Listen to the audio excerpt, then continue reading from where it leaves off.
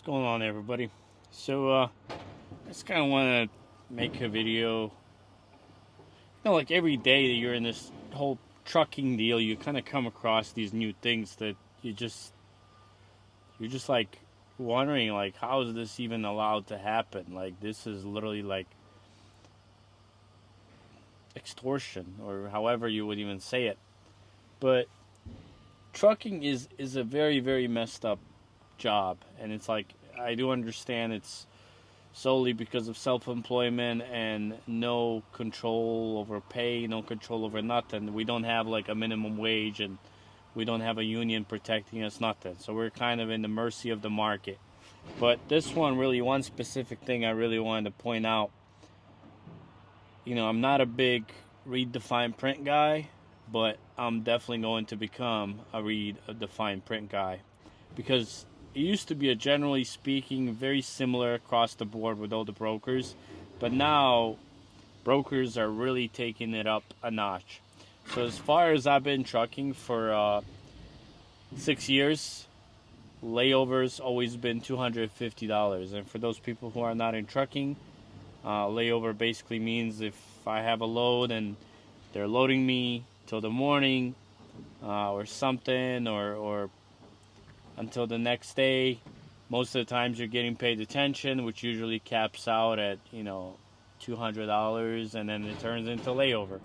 So you get paid $250 a day for a layover. Like if you show up for an appointment and they tell you deliveries today and it's actually not for 2 days, you get another $500, which it's not crap. Like you can't sustain out here over $250. Like if you idle your truck in 24 hours, you're gonna spend like $50-$60, and then on fuel you're gonna spend like $30-$40.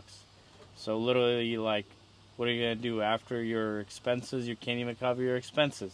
But what I'm trying to get to is, it's always been $250, and then the detention's always usually like anywhere from $30 to $50-$60 an hour. But listen to this. So this broker, if you don't use MacroPoint, you're gonna get charged $200. Crazy. Half of the time, MacroPoint doesn't even work. And then check this one out. Customer pays $75 for a layover per day. What does that mean? That means they could tell you deliveries tomorrow to sell you a cheaper load or sell you a decent load, instead of telling you delivery is in 5 days, because they know for 5 days you would ask at least $600 a day, so they would end up paying you another $2,500. But instead, they're gonna pay you $75 a day, which that happens. Like a lot of these brokers, and I'm almost certain that a lot of it, they know and they are aware of a delivery date and a delivery time not being of what they give you to be. And it's just because it's cheaper for them that way to sell a BS load and pay you less money in the long run. So $75 layover per day. And then on top of that, if driver goes down for reset, bad weather, or breakdown, they need to be notified within 30 minutes or it's a $500 fine. With that one, it's kind of fine. Like whatever, the minute it breaks down, let them know what's going on. But this one's crazy. We do not pay detention unless delivery time is affected per our contract with customer. Truck not used is $75. So basically, no detention. They could have you there for 10 hours loading you, wasting your time. No detention. And then the layover is $75. Like, that is absolutely insane. I know I'm kind of blabbering around here, but like, this whole trucking thing, man, it's like, how long can we go? How far can we go into it like this? Like, these things just don't make sense. Like, I don't know. We gotta fight back, or I don't know, try to get those direct shipper contracts, which, small carrier like us, we have 4 units. It's hard to get loads from shippers directly, or if you do get a load from shipper directly, going somewhere else, you got to get a load off the board there. So at the end of the day, you still got to work with brokers. So I don't know.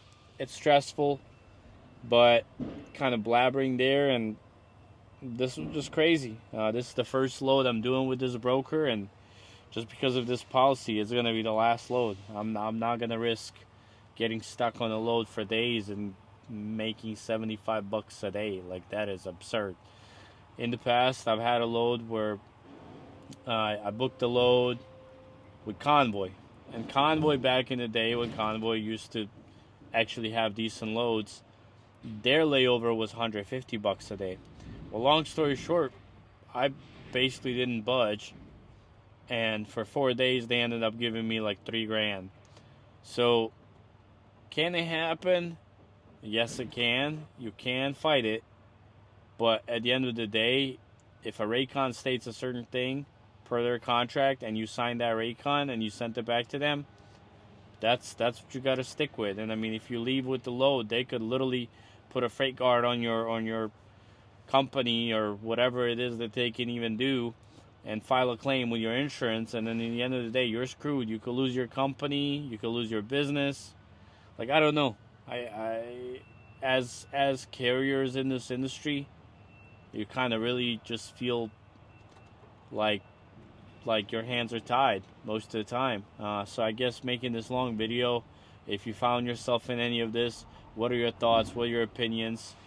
Have you been down any of these roads before? I guess just looking for more opinions, some advices.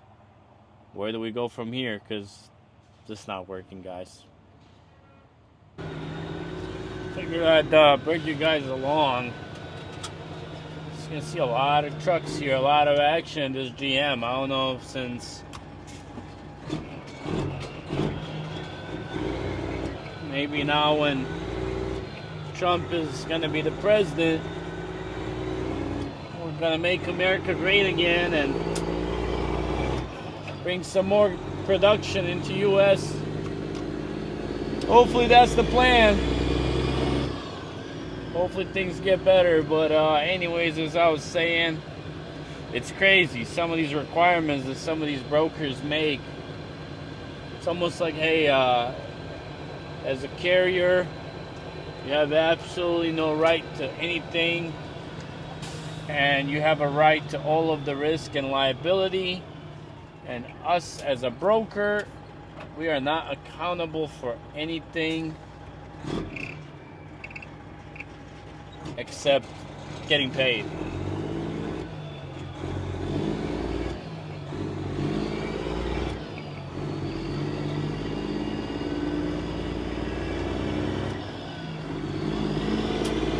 But anyways, we're heading to Kansas City, Kansas. Got a bunch of empty racks in my trailer. Auto parts racks.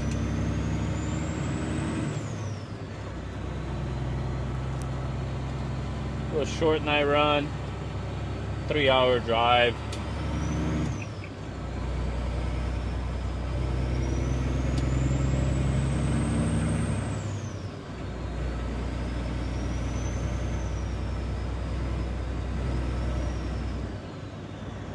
I've barely been driving lately since we had a kid. Been really trying to stay home quite a bit. Now I see all those fathers out there who leave OTR and go be home and work even harder locally to just be with their family. Don't blame you, guys. It's hard being away.